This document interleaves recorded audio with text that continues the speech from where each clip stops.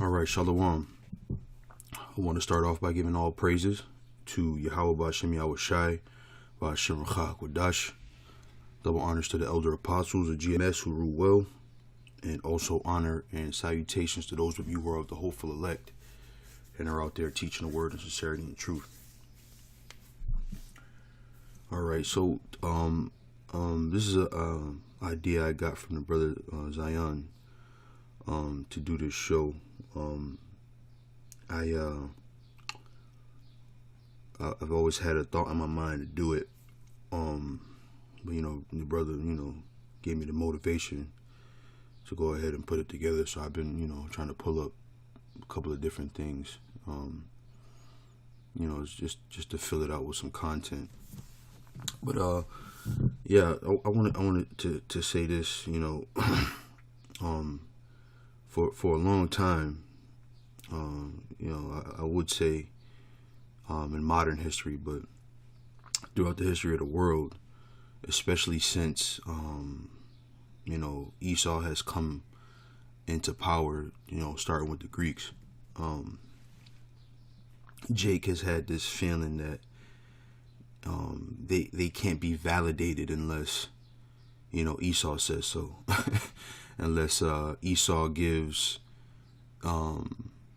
some reward or amount of money, they can't feel like the things that they contribute to the world are great things unless Esau says so.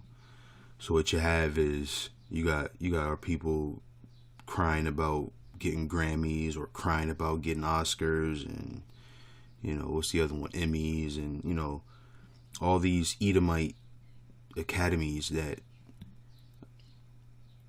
reward you for your contribution to the earth, but really your contribution to the earth is an innate thing. You were born to be a creator of entertainment, a creator of so-called religion, a creator of patents and inventions, and you have the spirit of creation because your father Yahweh is the creator, right? And the scriptures tell us that we were created in the image of the heavenly bodies, man. So that when I say heavenly bodies, I mean Yahweh Ba'Shem Yahweh Shai Wa Alahayim. We have their characteristics, and day to day they still find new fish in the ocean. They still find new planets, and we may have found another planet in another solar system, and that's because the creation never stops, man. And we have that same spirit. The scriptures say that we are princes of power, right? And because we're princes of power, we have this magnificent ability to create things. And it's funny, man, because I mentioned this before, but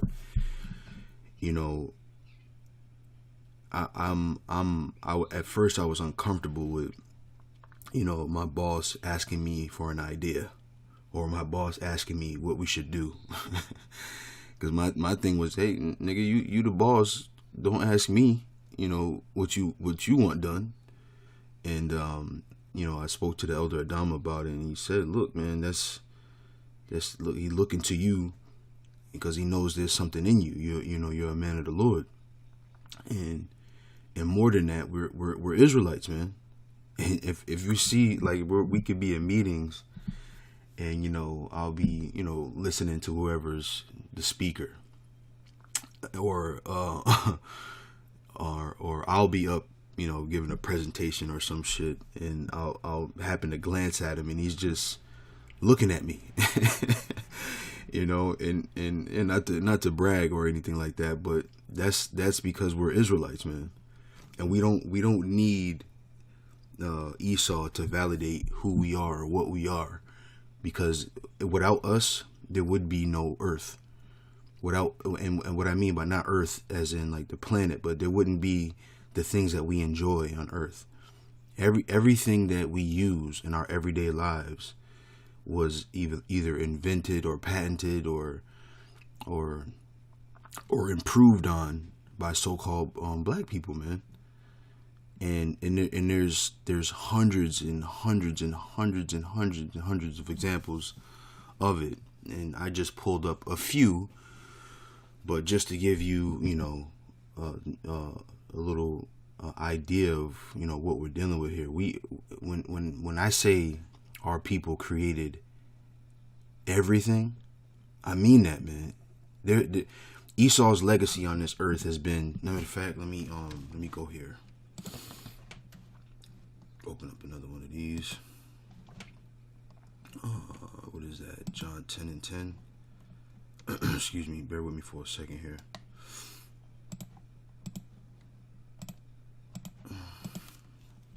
This is John 10 and 10. It says, "The thief cometh not, but for to steal and to kill and to destroy. I am come that they might have life and that they might have it more abundantly," right? So the thief cometh not, but to do these things, steal, kill, and destroy. And that's the legacy of Esau. It's amazing that, he's gone to these places, right? I always talk about this guy Cortez, because for whatever reason, he's the one conquistador that sticks out mostly in my mind. When they went into Mexico and they saw the riches of that place, Cortez was like, how can they have this? How could they have done all of this? And it was, when they describe it, when you see how, modern day, what's known as modern day Mexico City, when you see how it's described in these writings that these conquistadors put together, like the land was like glittering with gold and rubies and riches and dignity. And they were so envious that I got to take this. I have to have this, right? Not I have to make a city of my own.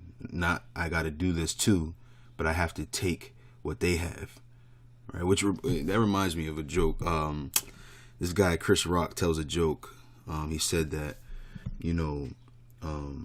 when a guy brings his girl around to his buddies, his buddies say, "You know what? That's a good woman. I got to get me a woman like that. I have to have a woman that's like that," right? But when women bring their man around their friends, their friends say, "I have to have that man. I have to have him. I have to have her man," and that's it's so true. And that's the mentality that Esau has. Not I got to do this too. I gotta go get my own. I'm gonna wait for them to create it, and then I'm gonna take it. And that's what you have throughout history, man. And this, matter of fact, let me go here now. What is it? Let me see. I don't know why it does that. Let's see.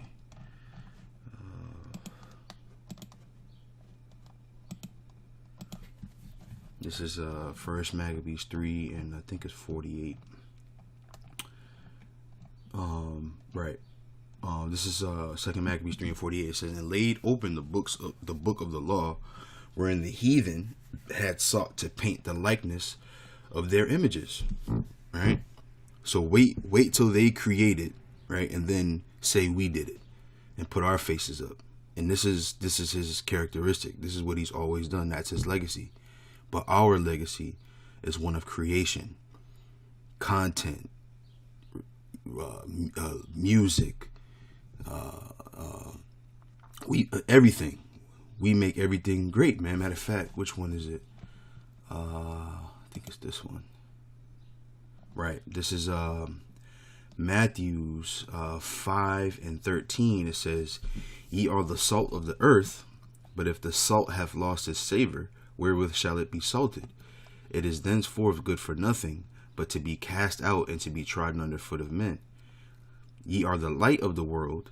A city that is set on an hill cannot be hid." And that's us, man. We are the salt of the earth. We are the light of the earth. We give this earth life. Could you imagine a a world where there were no so-called black people, so-called Hispanic people. Like, check this out. This whole booty craze, right, that the world is in, where you get all these Instagram models pumping their ass up with fat or getting ass shots, fat transfers, and just to make themselves have a more voluptuous body. That whole craze was started when Jennifer Lopez got popping. Now I'll say this, that Jake has always liked a voluptuous woman, but this modern, I'll say this modern craze, because I did another show some time ago where Edomite women have always been envious of the figure of so-called black women, or Israelite women, I'll say, because not just the nigga woman got a body, all the tribes got a body, and so that modern craze was started by what? Israelite women, J-Lo, Beyonce, Bootylicious, and all of that. That whole craze was started by Israelite women, right? So imagine there would be no such thing as Instagram if it wasn't for voluptuous bodies, man. People wouldn't care about Instagram if there wasn't women on there shaking their ass and showing their titties, right? Think about you got Esau, right? They'll buy a house and down in the basement they'll make a man cave, right, where they got a little refrigerator in there for their beers. They got TV screens up, or maybe a bar or something to create an atmosphere for their friends to come over and watch the game. But who are they looking at on the TV screen? They looking at Jake flying around from the goddamn free throw line, putting the ball between their legs in midair, spinning around, 360-degree basketball dunking. We're the salt of the earth, man. When you look at the NFL, right? They say that I think the NFL is 75% black people. I think they say is the statistic. But when you change that word black to Israelite, that number will jump up exponentially, because you got Latinos in the NFL. You got I was gonna say heathen, but not heathen. The Israelite foreigners who were mixed up and are like, you got this new kid for Kansas City. I forget his name, but he ain't nothing but a light skinned Jake. Same thing with Kaepernick. So when you say Israelite, I guarantee you that number will jump up to 85-95%, man, of the NFL. Same thing with the NBA. You had I'm gonna get to the scriptures in the content just a minute, but I'm on a roll now. But you got this in old times, right, when the NBA first was in its inception, you had so-called black people weren't even allowed to play, right?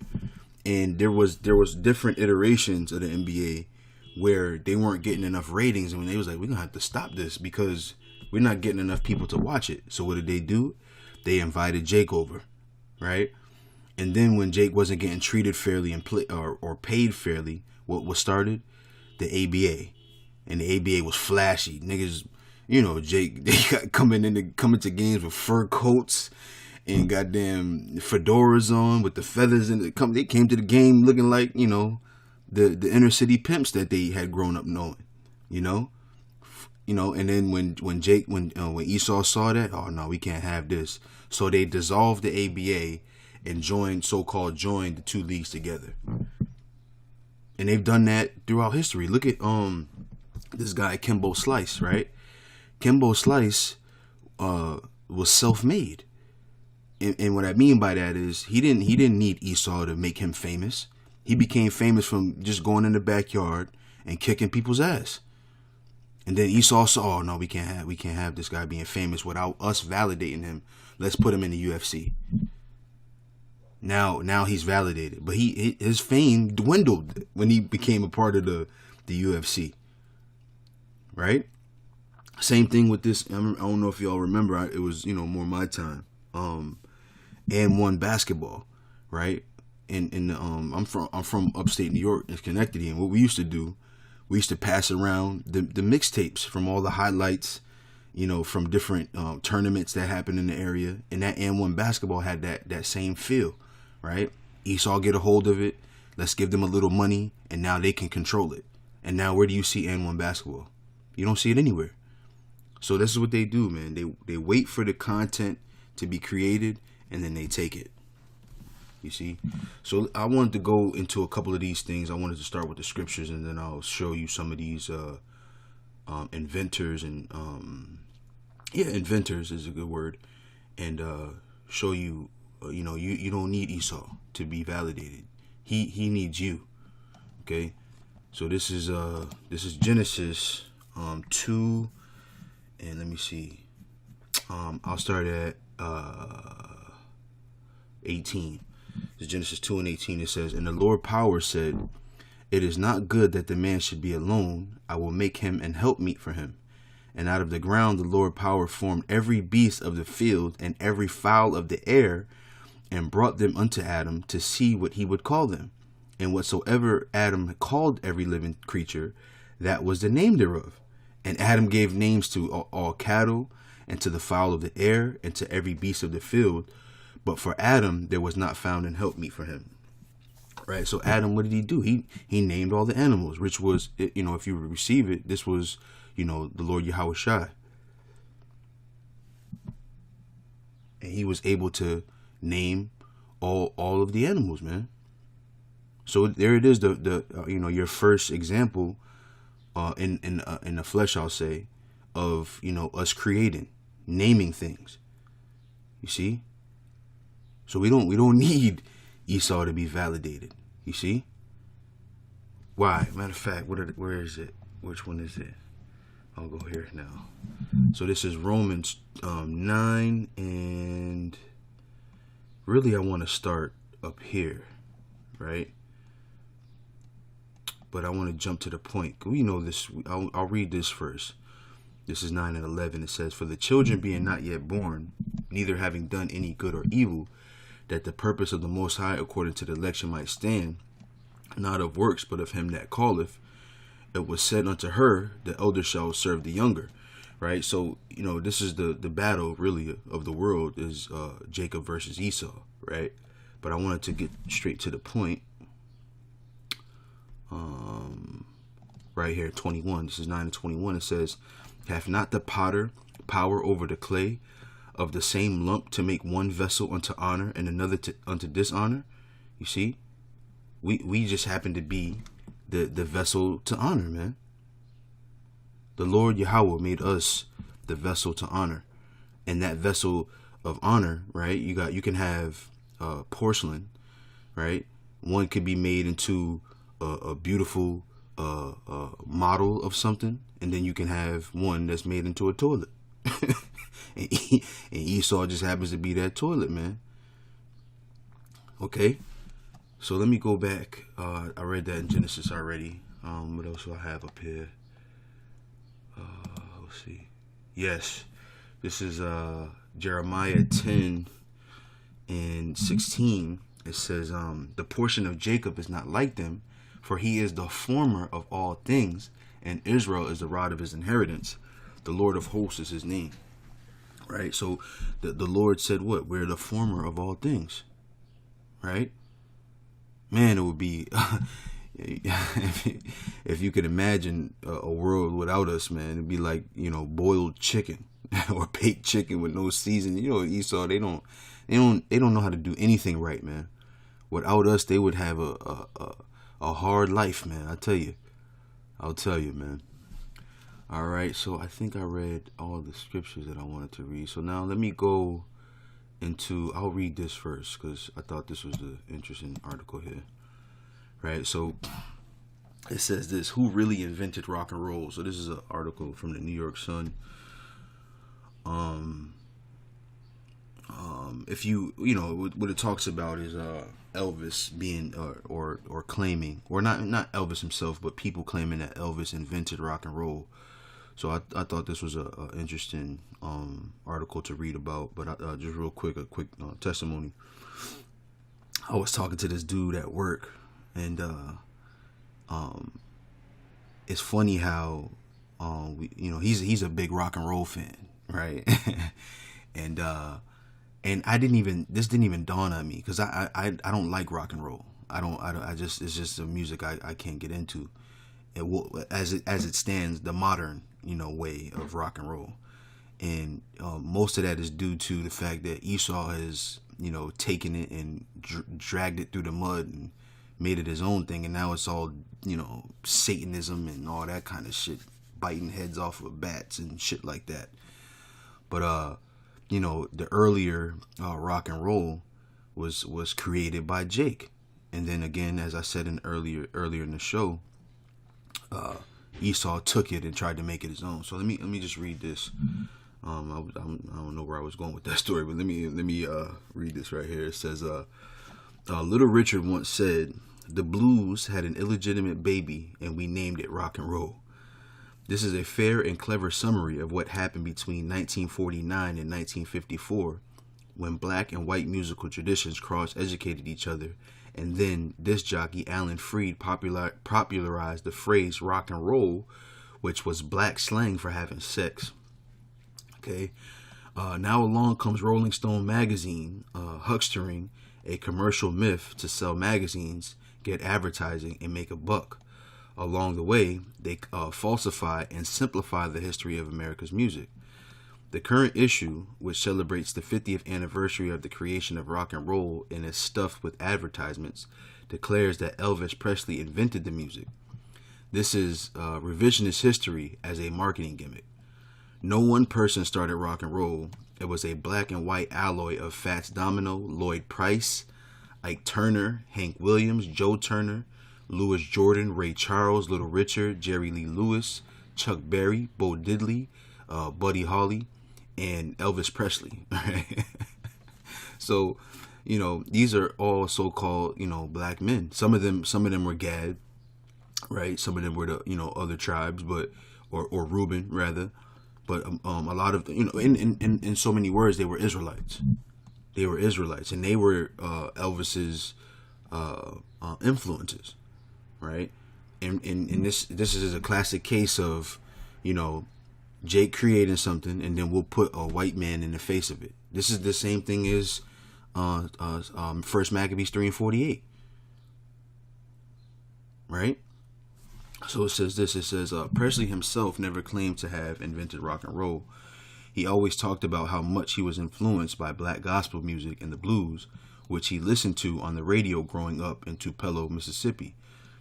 His absorption of these black influences is what allowed him to have a black feel to his music when he entered the Sun Records recording studio 50 years ago.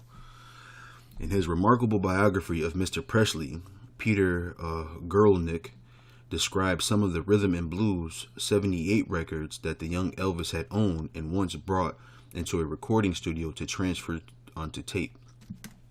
These records purchased by the young Elvis included Lawdy Miss Lawdy by Lloyd Price and Big Mama Thornton's version of Hound Dog, made 3 years before Elvis recorded his version. Recorded 3 years before Elvis recorded his version, or made 3 years. Before Elvis recorded his version.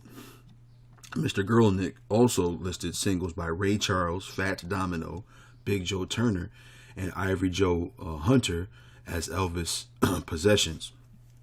These are the black artists who preceded Elvis, influenced him, and contributed to the creation of what we now call rock and roll, but was then called R&B or race music, right? So here's another example. Okay, of course, music. Anything that has to do with music is Jake. Even music that you wouldn't associate with so-called black people was created by black people. Like when we talk about classical music, you happen to think that, or you have the tendency to think that that's white music, but no, classical music comes from us, man. If you read the scriptures, you'll hear that David played the harp. Okay, and then when you get this guy Beethoven, he was known as a Moor when you do the research, right? You got this guy Mozart. These were all Israelite men. Anything that has to do with music is Israelites. You know, as far as the inception of it. Okay. So let me go to some other things here. So I want to take this moment here to talk about one of the brothers in our camp, Dawada. He's an older gentleman, and he's a writer. And some time ago, he put together a book called "A World Without Black People," and you can find it on the internet. Just type that in, and it'll come up. Type it in Google, "A World Without Black People." There's some other ones that he didn't write, but there's one that he wrote. I think his last name is. I'm not comfortable putting his name out there, but you know he wrote this work, and this is where I got a lot of these names from a pamphlet that he had given us some years ago. I found it and blew the dust off of it and pulled up some of these names. So I'll go and go into some of these. So this is Han Matzeliger. Okay. So Han Ertz Matzeliger was an inventor of Ceramese and Dutch descent, best known for patenting the shoe lasting machine, which made footwear more affordable. All right, so now Suriname is in South America, right? So he's one of the northern tribes, or the Latin tribes as we call them today. I'll show you. I looked it up yesterday. Am I spelling that right? Something's telling me I'm not, but I'll do this. Right. So I wanted to show you. Actually, let me do it this way, because when I looked it up yesterday, I was like, wow, they look like Judah. So here's Suriname right here, in between Guyana and Guyana, right, in South America. But I wanted to show you something. Look at these people, man. They look like Judah, right? Because they'll show you these pictures of the Northern Kingdom, like they'll show you the lightest version of them. But look at these people. My man right here got an afro, you know. But see, these are the pictures that they'll show you. But look at her, you know. These are our people, man. Look at that. He looked like my Uncle Duck, this dude right here. You see? Look at that. Jake, man. Beautiful. See? Look at all these people. You know, but this is what they'll show you. This right here. But look at these people, man. You know? Right? So that's who this man is here. Okay? That's where he's from. Right? And you can go and, you know, read this for sake of time. I'm not going to read all of them, but, you know, just read who the person is and what he invented. So the shoe lasting machine was an automated way to drive the nails into the shoes. Now, if you read, you know, some of this. Okay, so I'll go to the next one. What's this one? Okay, this is George Sampson. All right, so let me see. Clothes dryer, U.S. patent. Right. So it says included in this photo gallery are the drawings and text from original patents. These are copies of the originals submitted by the inventor to the United States Patent and Trademark Office. An early patent for a clothes dryer was received by George T. Sampson on June 7, 1892. George Sampson also patented a sled propeller. Okay, so here's another invention, right? If I'm not mistaken, too, Glenn Shaw was another Jake, if I'm not mistaken, but I wasn't going to read this one. All right. So let me go to this next one. All right. William Purvis. Yeah. All right. So this is William Purvis. It says, William Purvis realized how much of an inconvenience it was to have to carry around a bottle of ink whenever you needed to sign a contract or fill out legal papers. He therefore decided to do something about it. On January 7th, 1890, Purvis received a patent for the fountain pen. The pen eliminated the need for an ink bottle by storing ink within a reservoir within the pen, which is then fed to the pen's tip. Of his accomplishment, Purvis said, "The object of my invention is to provide a simple, durable, and inexpensive construction of a fountain pen adapted to general use and which may be carried in the pocket." The creation of the fountain pen has made office work cleaner and less expensive for business all over the world. All right, so check that out. All right, so let me go to this next one over here. What was this? Oh, my man. Think this is it John Burr? The lawnmower, right? Check my man out. The lawnmower, okay. You got, even though Jake don't have don't have no lawns, we live in goddamn projects in the inner cities, but this my man right here made the lawnmower. You see the concept of cutting your grass. Check that out. Let's keep going. What was this? Richard Spikes. Yes. So this is Richard Spikes. You hear about Ford, but you never hear about this guy, right? So this is on this date in 1932, African American Richard B. Spikes received a patent for an automatic gear shift for cars. Major companies welcomed his inventions. He invented a beer keg tap, which Milwaukee Brewing bought. He invented automobile directional signals, which were first introduced in the Pierce Arrow and soon became standard in all automobiles. For his innovation designs of transmission and gear shifting devices, Spike received over 100,000 in the 1930s. By the time he was creating the automatic safety brake in 1962, Spikes was losing his vision. To complete the device, he first created a drafting machine for blind designers. The machine would soon be used in almost every school bus in the nation. Check that out. I think there was some more in here too when I was popping through this one. No, not that one. Yeah, I think this was the dude first open heart surgery.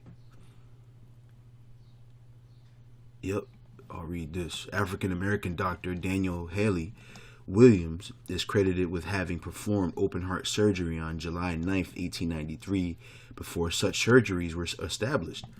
In 1913, Daniel Haley Williams was the only African American member of the American College of Surgeons. Right? Check this out. Jake is risk takers, man. It's beautiful. Is that Madam? No, that's Sarah Boone. The ironing board. Jake put them creases in the pants, boy. Jake get the creases in them pants, boy. All right. So let me see. Who's this? George Grant patented the first golf tee on this date in 1899. See that? Imagine that. They wouldn't even let Jake play golf. Andrew Beard, let me see. Invented another plow and sold it with his money. I don't know. I ain't never heard of that guy. All right, so let me go to this next one I got open up here. Okay, this is a good one. Garrett A. Morgan, traffic signal and gas mask inventor. Okay, many of the world's most famous inventors only produced one major invention that garnered recognition and cemented their prominent status. But Garrett Augustus Morgan, one of the country's most successful African American inventors, created two: the gas mask and the traffic signal. Born in the last quarter of the 19th century to former slaves, Garrett A. Morgan, was only formally educated to a 6th grade level. Fortunately, like many great inventors, Morgan had an innate mechanical mind that enabled him to solve problems. And unlike most other inventors, he also was a skilled entrepreneur. After moving to Cleveland, Ohio at the age of 18, Garrett Morgan's business sense and strong work ethic led him to almost immediate success. He invented and patented the first chemical hair straightener, started his own sewing equipment repair business, and even established a newspaper in Cleveland, California. Cleveland, and the Cleveland Call. Oh, I'm sorry, the Cleveland Call. All right, you can read some more of this, right? But I made the point, man. We're the former of all things, man. Jake got to stop, looking for validation from people that have no creativity, have no intelligence to create. They only have the intelligence on how to cleverly take a creation. All right. So with that, I hope that was edifying. And until the next time, I say shalom.